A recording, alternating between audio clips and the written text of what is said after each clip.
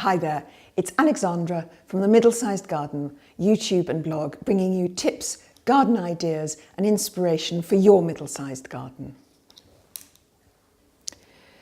Now, personally, I love to encourage wildlife in the garden, and of course it's really fashionable now as well. So it's really interesting to get a book sent to you that is really practical, very down to earth, by somebody who actually knows what they're talking about. And the book I've been sent is The Living Jigsaw by garden writer Val Bourne.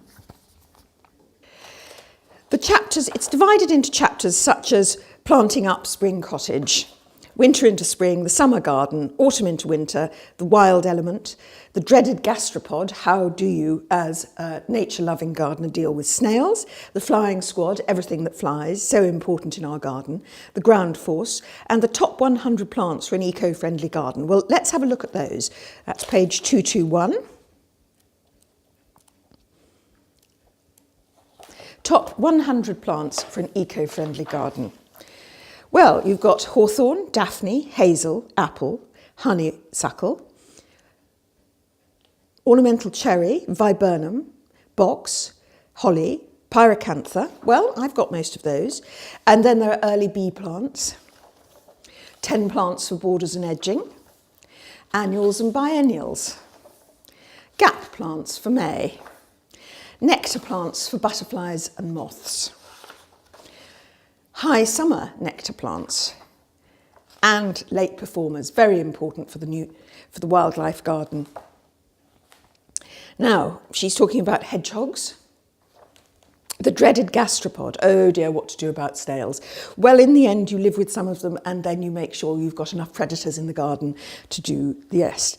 There are some very good sort of sensible ideas here. So overall, this is a book for somebody who does really care about their garden. It's not only is it beautiful, but it is very thoroughly written. You know, there are good plant recommendations. It's very clear. It's not a book that you kind of just look through for the pretty pictures and captions. It's quite, you know, a solid book. I would keep it beside my bedside table and read it, I think. It'll certainly teach you, even if you don't want to go wholly organic in your garden, it'll certainly teach you more about the wildlife and the balance. Now, Val's garden herself, which is the one she's writing about here, it's a middle-sized garden, it's 1/3 of an acre. So she absolutely knows what you're going through.